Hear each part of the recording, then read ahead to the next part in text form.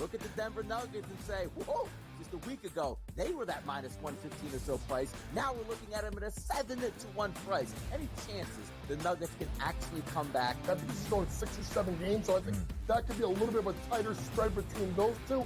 But when you got those two guys, those two monsters, and Towns and Edwards, it's just really hard. The Early Line, only on SportsGrid. You got to get more athletic and better defensively, right? You got to get better shooting. And if you can do those two things and hope that Darvingham takes the next step, if you bring them back, they could be better. But if you don't do that, you must more than anything the Lakers. You must get rid of Rob Pelinka and get a better basketball guy. Betting above the rim, only on SportsGrid. It's smarter to be on SportsGrid, your 24/7 sports wagering network. The Early Line. Magical and historic season in Lincoln, Nebraska continues. He is the best player in the NBA, but also in the biggest moments where the national media is watching. Newswire. Something that we have never seen happen before with one of the iconic coaches in the game. Pharrell, coast to coast. The team covers. It's automatic. It's every time. Not sometimes. It's every time. Game time decisions. Luka is actually far more dangerous from three on the road this year than at home. This game here tonight, you may want to consider taking as many points as humanly possible. In-game live, prime time. We got not one, but two coaches fired systems in place. Sports Rage Late Sort of Night. has letdown written all over it. It's going to be hard to match the emotion that they played with the other night. It's smarter to be on SportsGrid.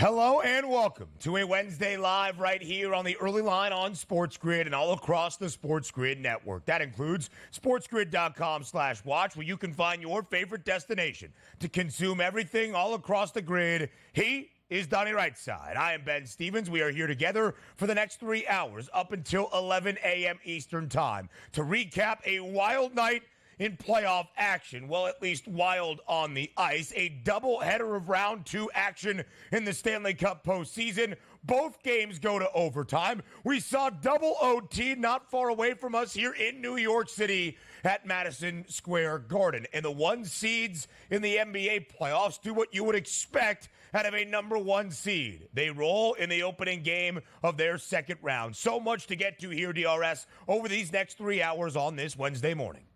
Close games on the ice, blowouts in the NBA, and also, if you take a look at Major League Baseball, a lot of RBI going around, which includes Bryce Harper continually popping that baseball into the seats as the Phillies are rolling here in Philadelphia. But we got a lot to get to, a lot of fun to have, so let's get the party started right now, Benjamin. We're happy for the Fightins, DRS. 7 consecutive wins, longest active win streak right now in the bigs. But when you mention an RBI prop, I thought you were bringing up our guy, Vinny Pasquantino. Vinny P is back, baby. 3 ribbies yesterday for the Royals. After he let us down, we get back on the wagon, and Vinny P delivers. But we start with action around the association. Somebody needs to tell the odds makers, Donnie, that the Oklahoma City Thunder are the best team in the Western Conference and were for the entirety of the regular season. They earned the number 1 overall seed, for crying out loud, and they win by 20-plus last night in game number 1 against the Dallas Mavericks of their second-round series after a 4-game sweep over the Pelicans in round number 1. 5 playoff games for OKC, 5 victories, covering in 4 in a row. Last night as only a 3.5-point favorite against the Mavs at home. 117-95 the final in Oklahoma City. Seeing the board clearly. And with 5 minutes to go, the Dallas Mavericks were seeing the scoreboard clearly as the game was over and Luka Doncic and Kyrie Irving went to the bench. Why? Because the Thunder were the better team. And seeing the board, as I said, the past couple nights, this wasn't one of those games when, last minute, let's on the fly. What do we like? Thunder tonight. No, we saw this game coming for a few days now. And I love the Thunder because why? We're playing the disrespect card. The number one overall seed in the Western Conference at home, basically by a bucket. Stop the madness. We knew the Thunder were going to take care of business last night. We knew Shai Gilgeous-Alexander was going to be around 30 points last night. Best bet winners across the board, having so much fun. And by the way, the teams getting the most disrespect coming into the playoffs for me, the Timberwolves and the Thunder. How about this? We might even have a Western Conference final, Ben, where both of these teams don't even have a loss in the playoffs. How about that? Donnie, I remember even during the NFL season, when we looked at the early going of this year in the association, asking you the question, having the discussion with you, Oklahoma City and Minnesota, battling for that top spot out west. How would it fare throughout the end of a regular season? Into the playoffs, it turns out those two teams that were good at basketball during the regular year are good at basketball during the playoffs as well. If Shai Gilgeous-Alexander has a points prop under 30, you bet it out of principle. It was 28.5, and he finished with 29 points, 9 dimes and 9 boards as well. OKC takes a 1-0 series lead over Dallas. We expected the Boston Celtics to roll. They were a 12.5-point home favorite last night in their opening game of their second round set against Cleveland, and that's exactly what the Celtics do. 120-95. Boston wins by 25. They cover as a 12.5-point favorite in Beantown. Yeah, yesterday, the better bet for me in this one was the total going over, and it did, 120-95. I thought both of these teams could approach 100 points, and certainly the Celtics exceeded that by going 20 over the century mark. I did think the Cavaliers would be able to hang around in this game, and for the first quarter, I guess you can say they did, but also, if you remind me of the handicap yesterday, it was, if you really like the Cavaliers, you better just take them in the first half. Now, granted, they didn't cover the first half number when it was all said and done, but the prophecy was up 18 at the break probably means they'll be up 36 at the end of the game. Same thing, up around double digits at the break, extended that to well over 20 points in the second half. Your only chance to bet the Cavaliers was probably the first half because of how deep the Celtics are. And the threes, Ben, just keep raining down in Boston. Tough team out there. Easy win, game one. Not a great percentage because they hoisted 46 and only made 18, just 39%. But Derek White hit 7 triples. Jaylen Brown had a team-high 32 points. Spida on the other side. Donovan Mitchell doing all he can. He scored 33 for Cleveland over his points prop of 28.5. And after 34 points in the opening quarter for the Cavs, they still stay under their team total pregame of 98.5. Donnie and I were firing on all cylinders last night. Game goes over that total of 211 and a hook, but the Cavs still stay under 98.5. They have not scored more than 96 points on the road in any of their 4 playoff games so far here away from the land this postseason. Now to the real action last night. Blowouts by 20+ in the NBA. Double overtime inside Madison Square Garden. What an arena and what a theater for it. And the Rangers take a 2-0 series lead in double overtime. 4-3 the winner for New York in a game, Donnie, that in-game action was nearly an hour and a half long. New York and 2-0 series lead after the 4-3 victory in double OT. A fantastic game at the Garden last night. And also, if you're just betting the New York Rangers, it just seems like you can print money by just saying, let me take their top players to at least get a point in every game. And it seems like they do that. And also, keep in mind, coming into this series, the Carolina Hurricanes were favored in this series to win it. Now they're down 0-2, but they do head back home to Raleigh, North Carolina, see if they can get one of those kitchen sink game threes here. We'll see if it pans out. But the Rangers, man, showing out on their home ice. Good stuff, 2-0. Vincent Trocheck, the winner in double OT, but Igor Shesterkin, sure, he allowed 3 goals, but he made 54 saves. 39 consecutive playoff games for Shesterkin, dating back to 2022, where he has not allowed more than 3 goals. Going into OT, you thought that might be in danger. No, sir. The Avs seemed as though they were in danger after the opening period last night in Dallas. Colorado down 3-0. They storm all the way back to force the extra session, and the Avalanche win it in OT, 4-3 over the Dallas Stars. A hefty pregame underdog. I can only imagine what the money line price was, being down 3-zip after one. I'm telling you, it's only a 1-0 series lead here for the Colorado Avalanche, but it feels like they're about to sweep Dallas, because how does that happen? You're on your home ice up 3-0 in the first period, and you end up losing 4-3 in overtime. Tremendous performance where a lot of teams might say, just didn't have it tonight, Ben, after period number one. Let's not get injured here and see if we can salvage game number two on the road. And they handled their business, game all the way back and won. Great performance by the Avalanche, taking that 1-0 series lead, and that's a devastating blow to the Stars. The Stars minus 128 moneyline home ice favorite. They did drop both of their home games to start the series against Vegas before rallying. Carolina has been the home or the road favorite in both games inside MSG. The Rangers have won outright as an underdog. Some NBA news now here as we look at the postseason. Mitchell Robinson, the big man for the New York Knicks, out for the remainder of the playoffs with an ankle injury. Significant news. And Jamal Murray, who made 3 shots and threw 2 heat warmers onto the floor at the officials in the Game 2 loss against Minnesota, not suspended as we expected, but fined $100K.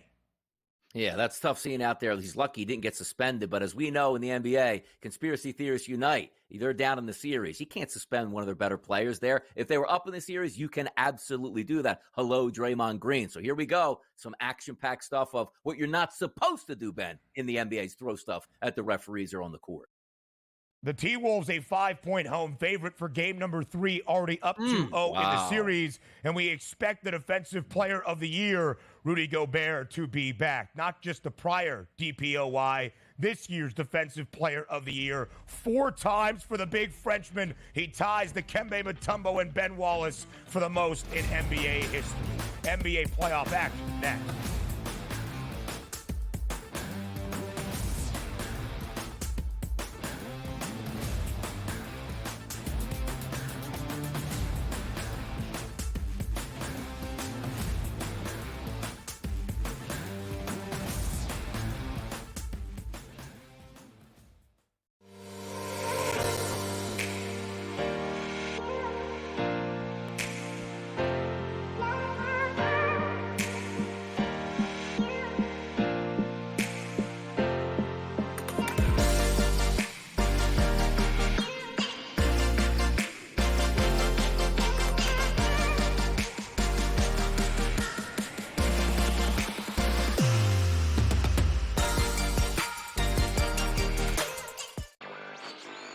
A surprise winner on the PGA Tour. Taylor Pendrith ends up winning his first PGA Tour win. He was pretty darn lucky to win. Ben Coles should have won that tournament.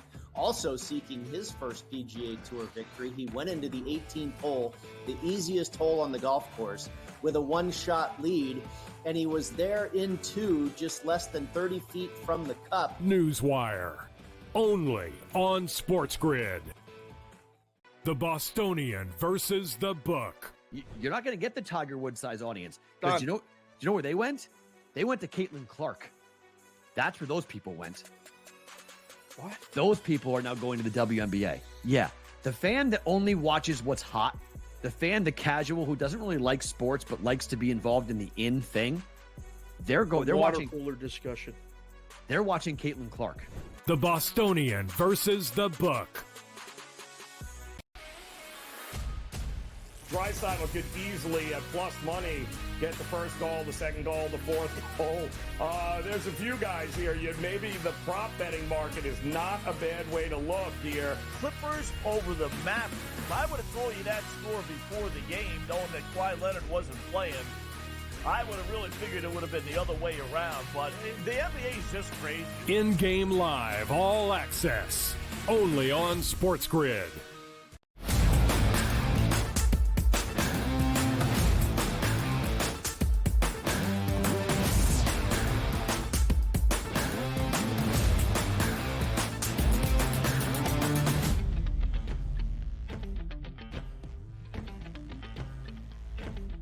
Live right here on this Wednesday on the early line on SportsGrid. We go around the doubleheader last night in the association of NBA playoff action. Both of the number 1 seeds in the NBA postseason advanced to round number 2, and both had their opening game of their second round series last night at home. We start in Oklahoma City, where the Thunder, only a 3.5-point favorite against the Dallas Mavericks, as Donnie has been saying for the past 48 hours here on TEL. Put some respect on Oklahoma City's name, just a -130 series outright favorite entering game number 1. They make good on those numbers, proving once again why they are the top overall seed in the NBA's Western Conference. 117-95, the victory for the Thunder. DRS, your best bet yesterday. OKC proving their might, only a 3.5-point favorite. They roll, they cover that number at home. Yeah, and it's one of those things that sometimes you just call out and you got to have it with conviction here, and I did. It was just one of those where you're laying out. I'm not saying Oklahoma City, Ben, should have been favored by 9.5 and was still easily covered that number, but it just felt coming in, the time to bet against OKC and figure if they're a fraud or not, which you didn't play 82 games on paper, you played them on the court, and you were the number 1 overall seed, was to get them in round number 1 against the Pelicans. Oh, look, they're not used to winning when they're supposed to win at this point. They're always that lovable underdog. Let's see what they can do, but now they sit in that 1 seed and swept all the way through the Pels. Now you get to round number 2, and we were treating the Dallas Mavericks, who were very good with their superstars, no doubt about it, but we were treating them like, they just beat the Clippers, who were the best team in the NBA, and wiped them off the court when the Clippers weren't even healthy, and you still had to go to 6 games in order to do that. So when I looked at OKC coming into this, home court advantage, basically win the basketball game, sign me up all day long. They were great all the way through, which includes fantastic on defense. That's one of the better offensive teams in the NBA, the Dallas Mavericks, and you hold them to under 100 points, you're going to win just about every single game you play against them. Yeah. Quality victory for OKC, but not one of those, Ben, where I say to go like, I didn't see that coming. No, I saw that coming all the way. Absolutely so, Donnie. You mentioned an alternate spread for OKC winning by double digits. 22, maybe not, but at least comfortably by double digits. The Oklahoma City Thunder have played 5 playoff games in this postseason. And the question was, this young Thunder core in their first playoff run together, how would this new stage match up for them? They've played 5 games, they have 5 wins, and they have covered the number in their last 4, booked as a favorite in every single one. They have also gone under in 4 of these 5 playoff games. 218 last night against the Mavs does stay under because Dallas scores only 95. No team, Donnie, has scored more than 95 against Oklahoma City in this postseason. The Pels, lifeless offensively in that opening round series, never more than 92. Dallas stays a couple of points shy of the century mark last night as well, and they finished their series against LA going over in 3 straight. The Mavericks did shoot less than 40% from the floor as a team. Kyrie Irving, only 20 points under his prop of 24.5. Luka Doncic, not his best night either. 19 points under 32.5 for his points prop. Sure, you're not going to get those performances out of Luka and Kyrie each and every game in this series, but if they combine to score 20 more points, they still lose by 2.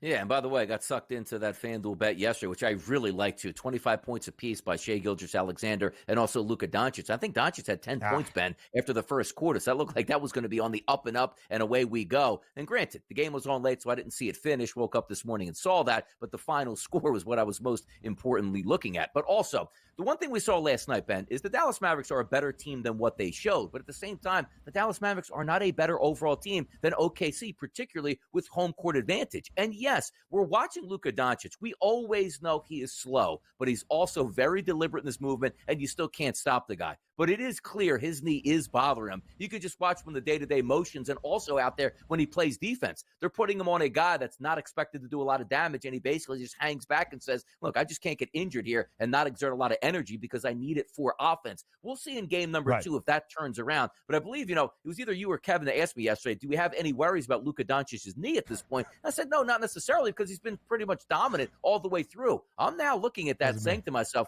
I am having a little bit of problems looking at Luka Doncic, the way he was moving around yesterday. And quite frankly, 6 of 19 from the floor, still played 41 minutes. But that's not efficiency out of Luka Doncic that we expect here. Loved what I saw to OKC, and also a little bit more troubling now looking at Doncic moving around the court, not so fast. You got to stop confusing your co-host. We need to get you back to solo missions on the money line. That must have been a conversation with old K-Dubs yesterday getting ready for game number 1 in Oklahoma City. Again, Luka Doncic does stay under 32.5 points. I said this yesterday, DRS, that when Shai Gilgeous-Alexander has a points prop sub 30, you bet it out of principle. He had 19 at the half. He ended with 29. He went over his pregame prop of 28 in a hook. Again, a principal play. Also 9 boards and 9 dimes. How about the duo of Jalen Williams? That would be Jalen Williams, the starter in the lineup for OKC, and also Jalen Williams. They scored a combined 29 points last night for OKC, 11 off the bench for Jalen Williams, who played his college ball at Arkansas. And DRS, you made this point on Monday's show. You reinforced this point on yesterday's show prior to game number 1. OKC being just a minus 120, minus 130 series outright favorite was frankly disrespectful. They're up 1-0, and the odds didn't actually move as much as you might expect in some other series prices. The Thunder just a minus 230 odds-on favorite to win this series outright. Yeah, and that'll get even larger when OKC beats them again by double digits in game number 2. I do believe that's going to happen, even though, look, Dallas is a very good team, but we're so underrating OKC right now. And case in point, as you put it out, Ben, the number 1 seed going in is a minus 120 price with home court advantage after a first-round sweep. This is wild times. I can only imagine that how many bets came in on the Dallas Mavericks for the sports books just to try to protect themselves with those numbers here. That's probably what's going on. But that was, again, it wasn't a fluke the first 4 games in the playoffs. It wasn't a fluke last night that they won by 117-95. It's not going to be a fluke when they win game number 2 and take a 2-0 series lead either, Ben. Yeah. I just found my best bet for this series. Oklahoma City is up 1 game to zip. They're a 4.5-point favorite for game 2, and they're still only laying a game and a half in the series spread at minus 110. If they win in 6 or earlier, they cover that series spread. So Boston up next here on the early line.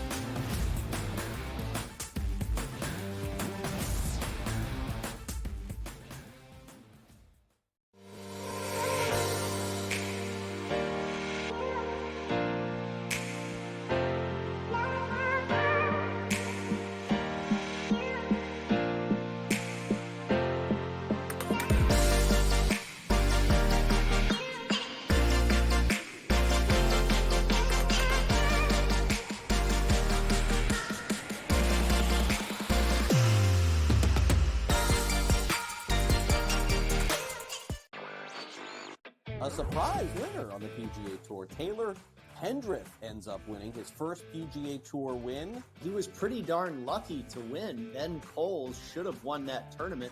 Also seeking his first PGA Tour victory, he went into the 18th hole, the easiest hole on the golf course, with a 1-shot lead, and he was there in 2, just less than 30 feet from the cup. Newswire, only on SportsGrid. The Bostonian versus the Book. You're not going to get the Tiger Woods size audience. Because do you know where they went? They went to Caitlin Clark. That's where those people went. What? Those people are now going to the WNBA. Yeah. The fan that only watches what's hot, the fan, the casual who doesn't really like sports but likes to be involved in the in thing, they're watching cooler discussion. They're watching Caitlin Clark. The Bostonian versus the Book. Draisaitl could easily, at plus money, get the first goal, the second goal, the fourth goal. There's a few guys here. Maybe the prop betting market is not a bad way to look here. Clippers over the Mavericks. I would have told you that score before the game, knowing that Kawhi Leonard wasn't playing. I would have really figured it would have been the other way around, but the NBA is just great. In-game live, all access, only on SportsGrid.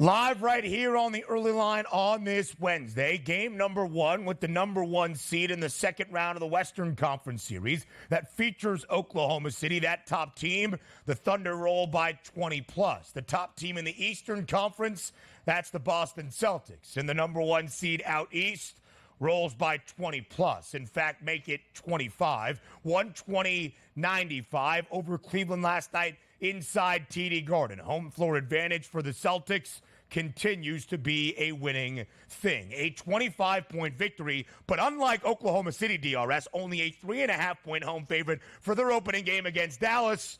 This was more expected. Boston closed as a 12.5-point favorite against Cleveland, and they cover that number.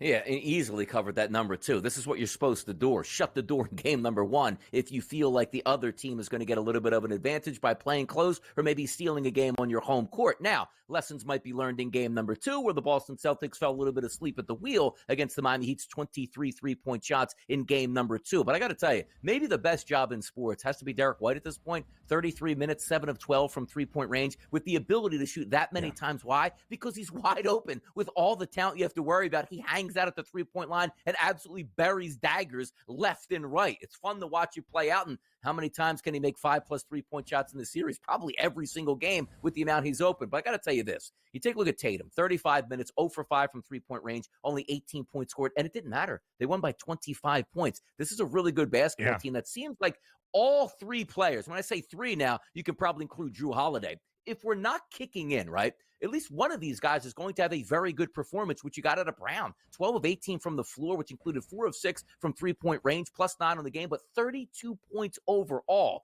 You see that with Porzingis not even in the lineup. It's like, who can stop the Celtics? Well, sooner than later, they're going to get a better opponent than the Cavaliers and the Miami Heat. We understand that. But this team is so dominant that they don't even have to bring their A game from their stars and easily win basketball games in the playoffs. Kind of crazy.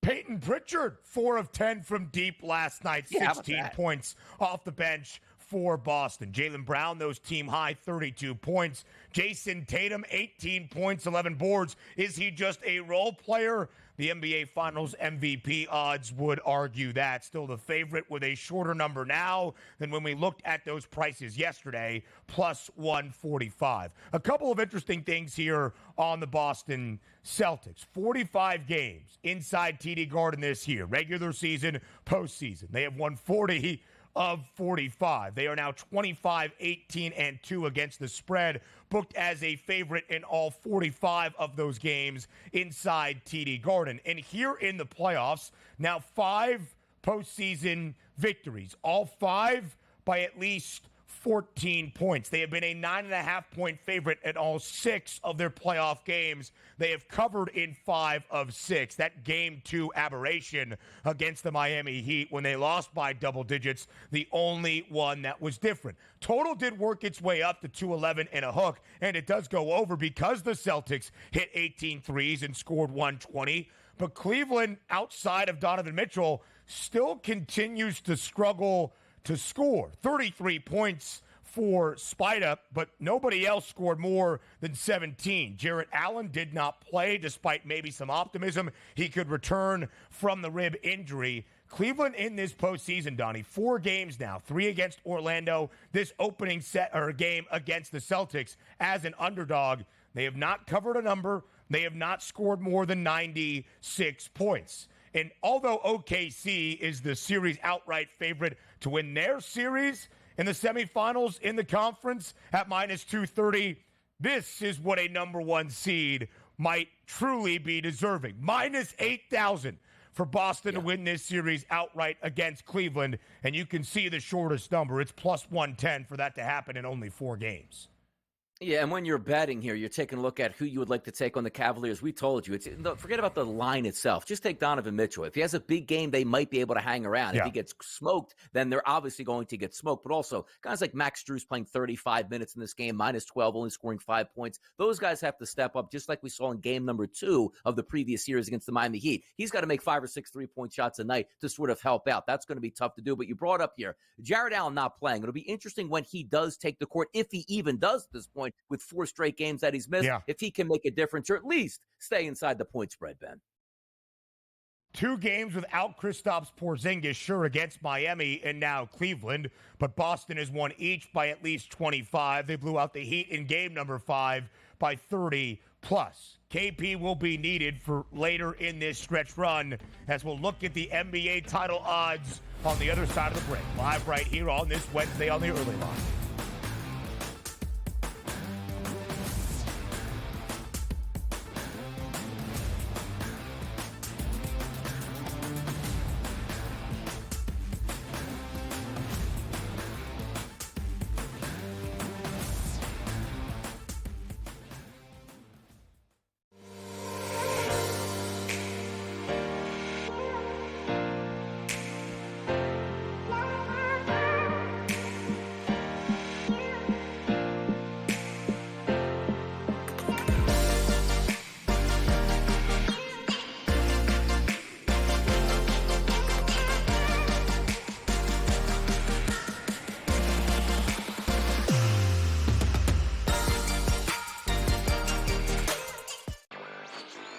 A surprise winner on the PGA Tour. Taylor Hendrick ends up winning his first PGA Tour win. He was pretty darn lucky to win. Ben Coles should have won that tournament. Also seeking his first PGA Tour victory, he went into the 18th hole, the easiest hole on the golf course, with a one-shot lead, and he was there in 2, just less than 30 feet from the cup. Newswire, only on SportsGrid. The Bostonian versus the Book. You're not going to get the Tiger Woods size audience. Because do you know where they went? They went to Caitlin Clark. That's where those people went. What? Those people are now going to the WNBA. Yeah. The fan that only watches what's hot, the fan, the casual who doesn't really like sports but likes to be involved in the in thing, they're watching cooler discussion. They're watching Caitlin Clark. The Bostonian versus the Book. Draisaitl could easily, at plus money, get the first goal, the second goal, the fourth goal.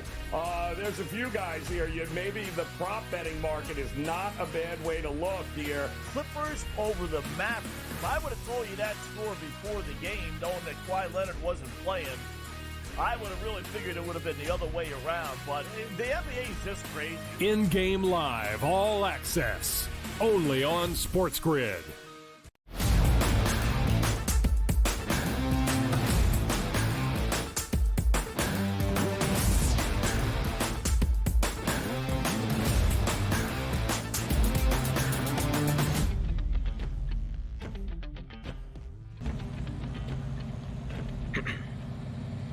The Boston Celtics, with a 1-0 series lead in their conference semifinal set against the Cleveland Cavaliers, a minus 8,000 favorite. Let me repeat that. Minus 8,000 favorite for Boston to win their second round series against Cleveland. And because of that and how the rest of the playoff path now looks, the Celtics have become a minus money odds-on favorite to win the NBA championship. Minus 120. Again, Boston minus 120 into an odds-on minus money category for the first time in this NBA playoff run. Part of that is because of what is happening in the Western Conference with the reigning champs and the Western Conference favorites entering this postseason. The Nuggets down in an 0-2 hole against the Timberwolves. Part of that is because the Sixers, the Bucks, the Heat all have been eliminated from Eastern Conference playoff contention as well. But for the first time this playoff run, DRS, we see an odds-on favorite to win the Larry O'Brien Trophy,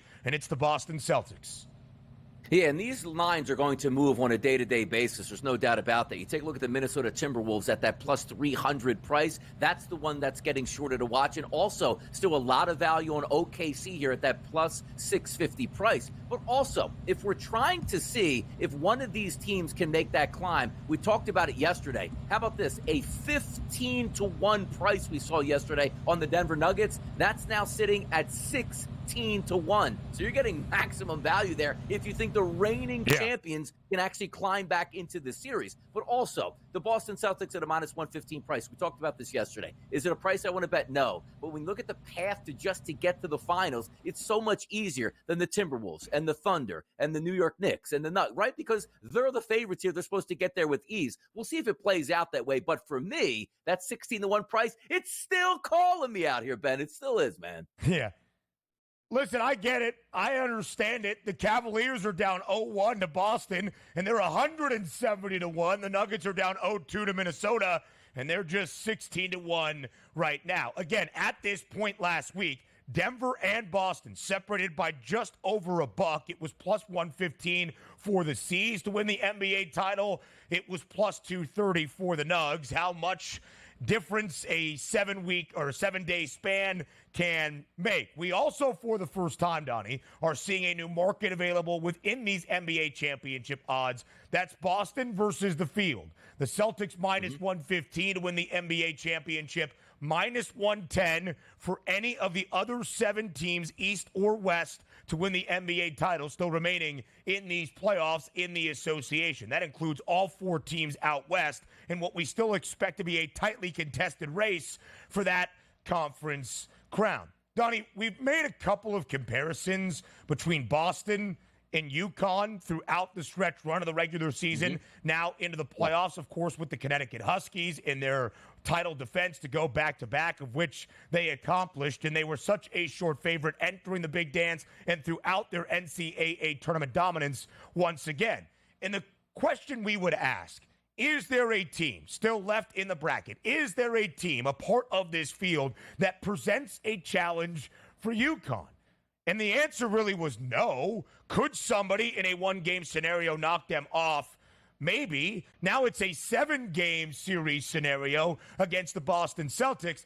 I'm not sure there's a team in the Eastern Conference that I would look at and say, ooh, they present a challenge from a matchup perspective for the Celtics. But I do believe that a couple of the teams out in the Western Conference in a 7-game series for an NBA championship on the line do present some challenges for the C's. Yeah, look, they're going to get tested here. And let's just say we have it a formalities. The Boston Celtics do move on to the Eastern Conference Finals, and so do the New York Knicks. The New York Knicks are pretty tested and tough here, and Brunson can be that guy that can go off on any single game, shoot 30 times a game, score 45 points. We've seen that before. But we really think the test is going to come from the Western Conference when it's either going to be the Minnesota Timberwolves or OKC. When we talk about that field bet, yes, you get everybody else going up against the Celtics, but half of those teams you just throw out immediately, and then you say to yourself, well, who's going to be the viable option? And it would be the T-Wolves and the Thunder. Here's the question marks. They're both really good basketball teams, but having said that, they're not home court advantage once they get to the finals, where the Celtics are A, really good team, and B, you can barely beat them on their home court. That's the tough part here, which is why we lose that UConn theory. Yes, they're the best. There's other valuable teams out there that will be playing the Celtics, but the Celtics run through the East is easier than what the run through the West is. And once you get there, how much you going to have left in the tank? Because Minnesota and OKC are going to do battle against each other, where you might have the Celtics win a 5 or an easier 6-game series against the New York Knicks. Those are always the things I like to look at. So for me, I don't like the price at 115, but if you ask me now who's going to win the championship, it's going to be the Boston Celtics. Why? Because I know they'll be in the finals, and I know, Ben, they have home court advantage.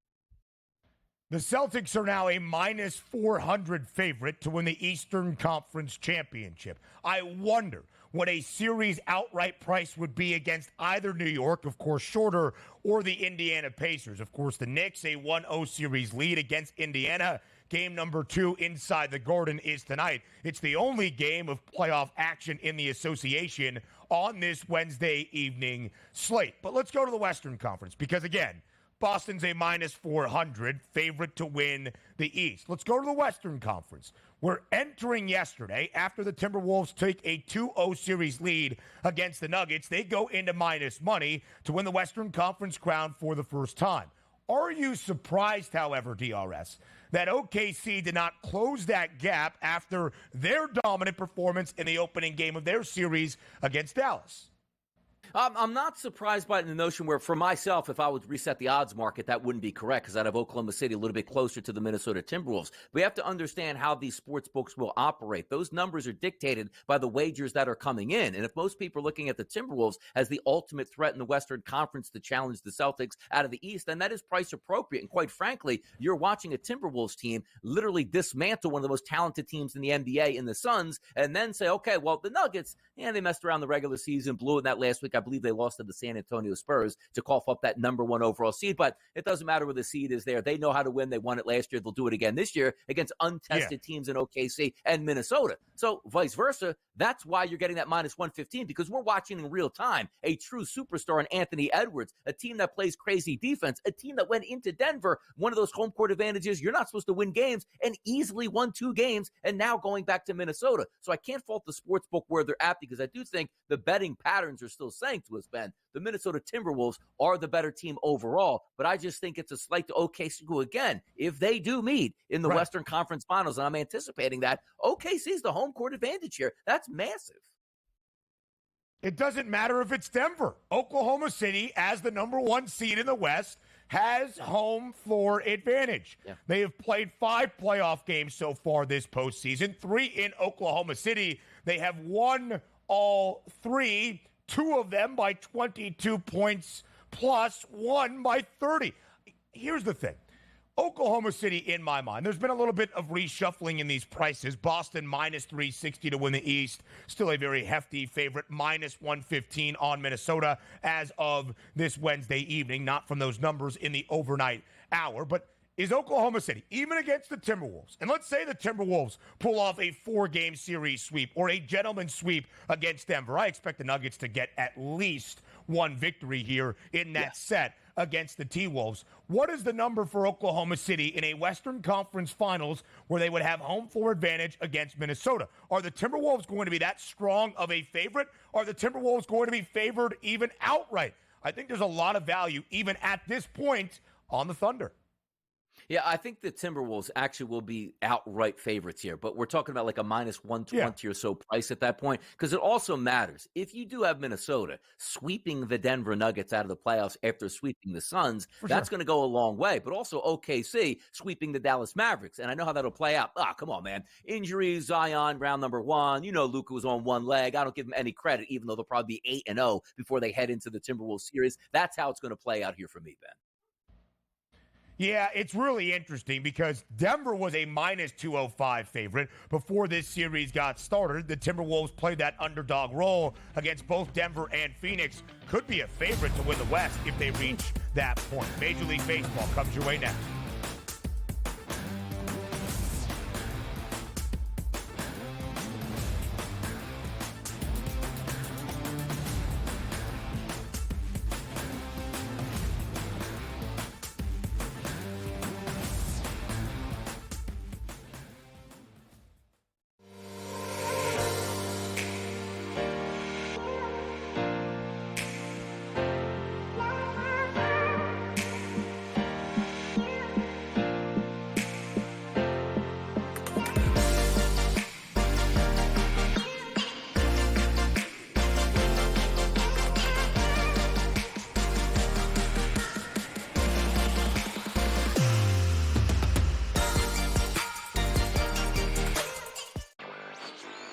A surprise winner on the PGA Tour. Taylor Pendrith ends up winning his first PGA Tour win. He was pretty darn lucky to win. Ben Coles should have won that tournament. Also seeking his first PGA Tour victory, he went into the 18th hole, the easiest hole on the golf course, with a 1-shot lead, and he was there in 2, just less than 30 feet from the cup. Newswire, only on SportsGrid. The Bostonian versus the Book. You're not going to get the Tiger Woods size audience. Because do you know where they went? They went to Caitlin Clark. That's where those people went. What? Those people are now going to the WNBA. Yeah. The fan that only watches what's hot, the fan, the casual who doesn't really like sports but likes to be involved in the in thing, they're watching cooler discussion. They're watching Caitlin Clark. The Bostonian versus the Book. Draisaitl could easily, at plus money, get the first goal, the second goal, the fourth goal. There's a few guys here. Maybe the prop betting market is not a bad way to look here. Clippers over the Mavericks. I would have told you that score before the game, knowing that Kawhi Leonard wasn't playing. I would have really figured it would have been the other way around, but the NBA is just crazy. In-game live, all access, only on SportsGrid.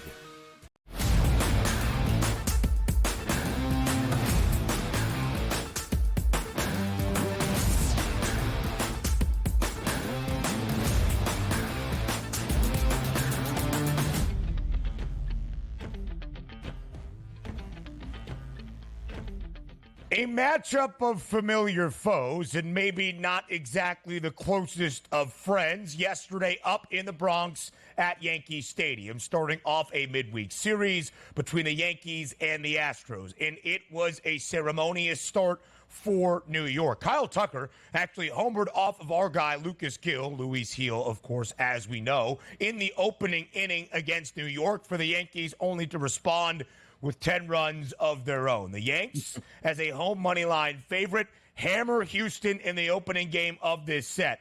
10-3 the victory for New York. Minus 120 the money line favorite. A total of 8.5 does go over in the Astros, Donnie, who, of course, were swept in the opening four-game series between these two clubs to start off this 2024 Major League Baseball season, have continued that trend. 12-23. The record for the Astros at this juncture. Yeah, now it's getting time where we're not worrying about if the Astros can actually turn it around. We're worried that they're just a bad baseball team at this point because you are what your record says you are. You want to flounder around them first 2-3 weeks of the season, maybe bury yourself 3 to 4 games out of first place, then you can rebound because those were the conversations that we were having all the way through the month of April. I don't worry about it, buy back in, including myself, because this is a team that we're used to having postseason success. But in order to have postseason success, you got to make the postseason.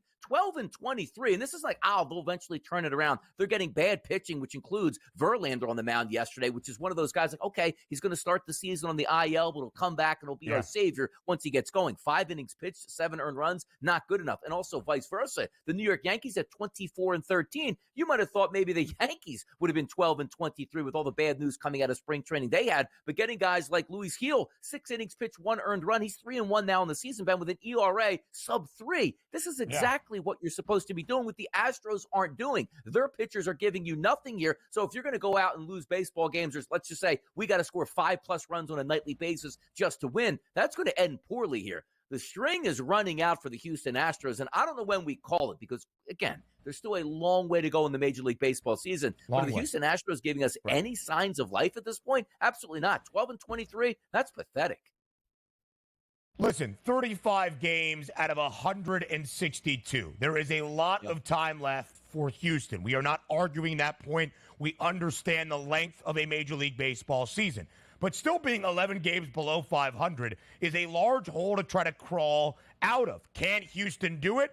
For sure. Could they get hot at the end of this month of May and go on a run?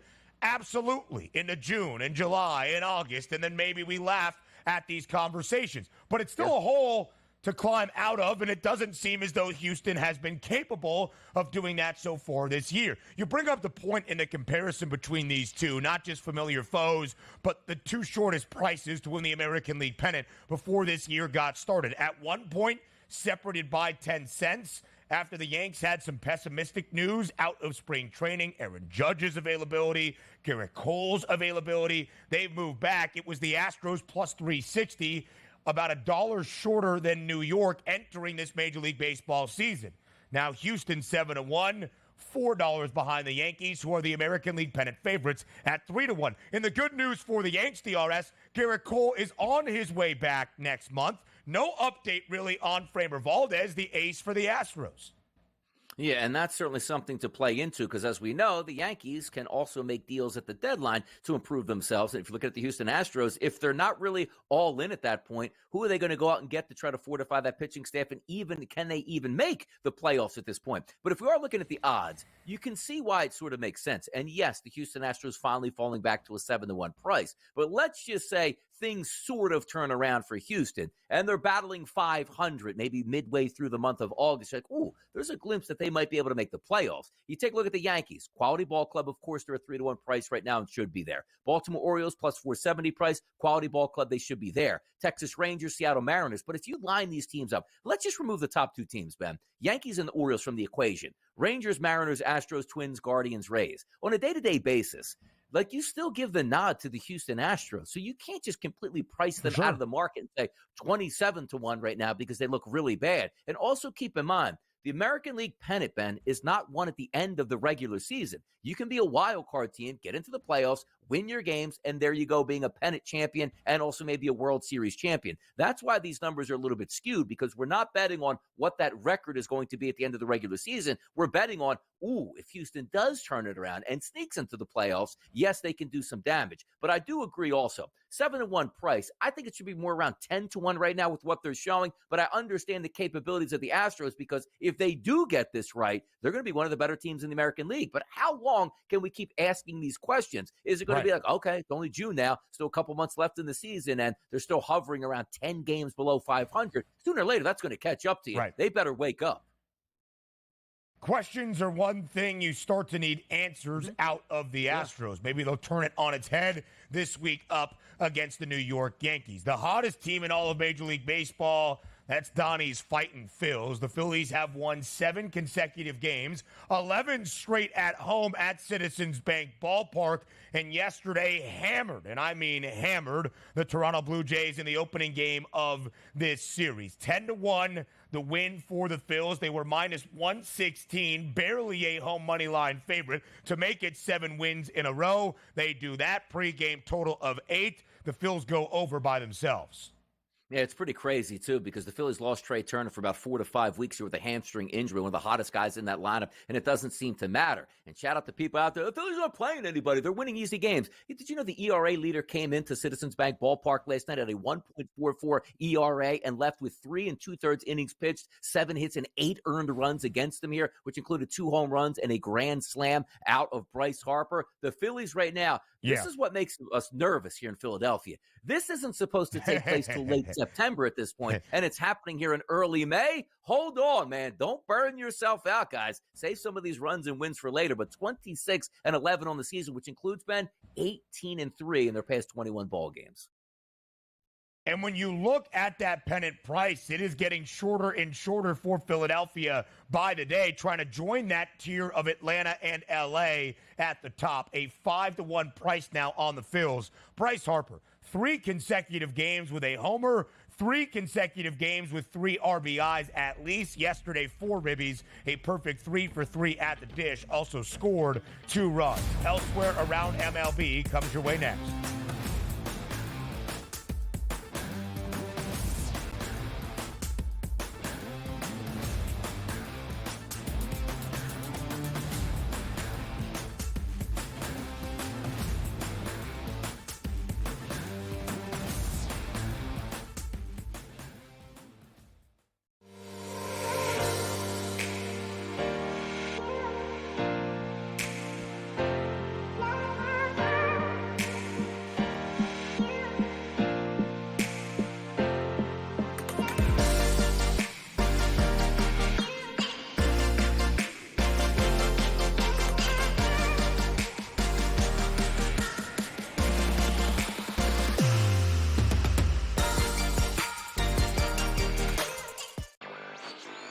A surprise winner on the PGA Tour. Taylor Hendrick ends up winning his first PGA Tour win. He was pretty darn lucky to win. Ben Coles should have won that tournament.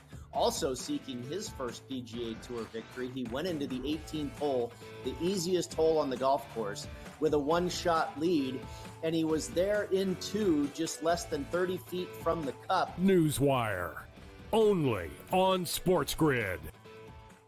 The Bostonian versus the book. You're not going to get the Tiger Woods size audience. Because do you know where they went? They went to Caitlin Clark. That's where those people went. What? Those people are now going to the WNBA. Yeah. The fan that only watches what's hot, the fan, the casual who doesn't really like sports but likes to be involved in the in thing, they're watching cooler discussion. They're watching Caitlin Clark. The Bostonian versus the Book. Drysdale could easily, at plus money, get the first goal, the second goal, the fourth goal. There's a few guys here. Maybe the prop betting market is not a bad way to look here. Clippers over the Mavericks. If I would have told you that score before the game, knowing that Kawhi Leonard wasn't playing, I would have really figured it would have been the other way around. But the NBA is just crazy. In-game live, all access, only on SportsGrid.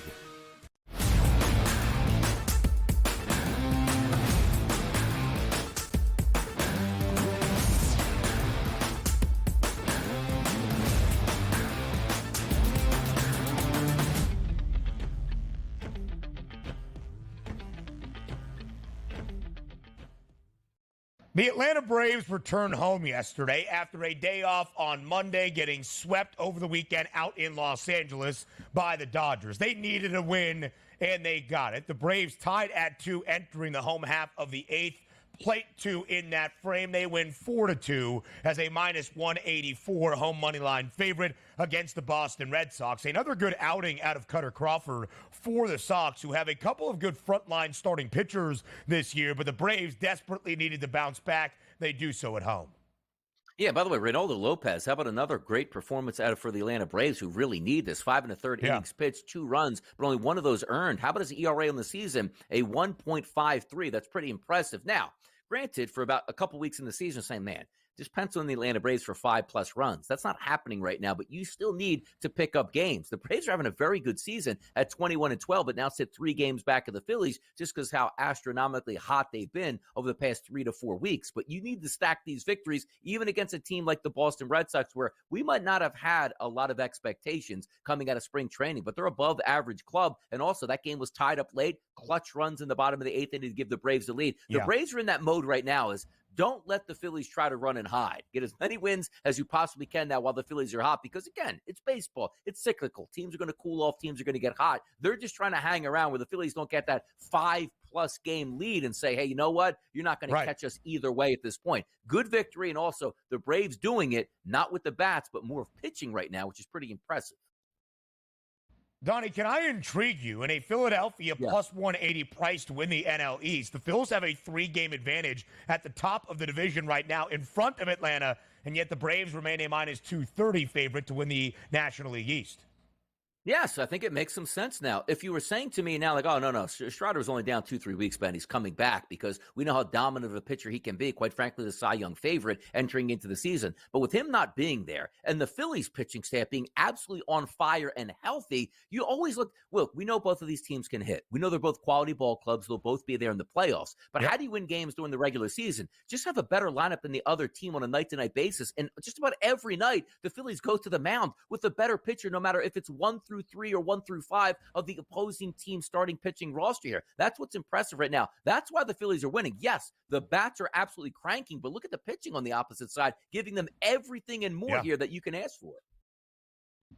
Kansas City, our guy Vinny Pasquantino, after a disappointing night for Vinny P, with a couple of RBI shots in the opening game of the set on Monday against Milwaukee, he bounces back on a Tuesday. Now, DRS and myself, a lesser man backs off. They were spurned by Pasquantino, not Donnie and I. We get back on the horse, and he delivers. Look at that. The excitement so much right there to Ben's voice for Vinny P that he just couldn't contain the excitement and blew out the airwaves at this point. But also, as excited as we are, here's the great part about what Ben's talking about. The RBI props, which you guys know I absolutely love. When you take RBI props, you don't even care if your team blew a How dare they try to cut cut me off? Yeah. How dare they try to cut me off when I'm talking about Vinny Pasquantino? How dare they? Wi-Fi can't hold me back, but as Donnie said, Willie Adames, 3-run shot in the top of the 9th for the Brewers as they rally to win 6-5. Yeah, that's the shame of it all. And the point I was making there was, like, if you have an RBI prop, that's a perfect game for you, even though the Royals lost, when typically, how many times back in the day, it's like, that bullpen blew the game for me. By the way, that game, that 3-run shot, and there was 2 outs and 2 strikes with nobody on base, where the Royals looked like they were just going to easily get out of the 9th inning, and it turns into a 3-run inning, and they take the loss. That's a tough scene across the board because, say what you want about the Royals, we don't know if they're going to make the playoffs, but every game does matter. And the blow that they dropped to 20-16, that's tough. And by the way, the Brewers are a good ball club. Royals should have had that game and blew it late here. Tough one. Yeah, they certainly did, and they were a home favorite in Kauffman at -130. The Twins were a home favorite up at Target Field, trying to win their 14th game in their last 15, but now it's just 13 of 15 as the Mariners plate 10 in a high-scoring affair against the Twins, 16 combined runs, over 8. They doubled what the pregame total was. Seattle wins outright. Now we go to Cleveland quickly, where the Guardians were a -138 home money line favorite in a divisional duel against the Tigers, and Cleveland also scores a ton against Detroit. Or no, excuse me. It was Detroit scoring a ton against Cleveland. 11-7, the victory for the Tigers. A very competitive American League Central, where the Guardians remain the favorites at +125. DRS, if they didn't interrupt me for Vinny P, you would have had something here on the American League Central, no doubt about it. But now we'll get some hockey talk with Casey Hudson when Hour 2 starts after the break.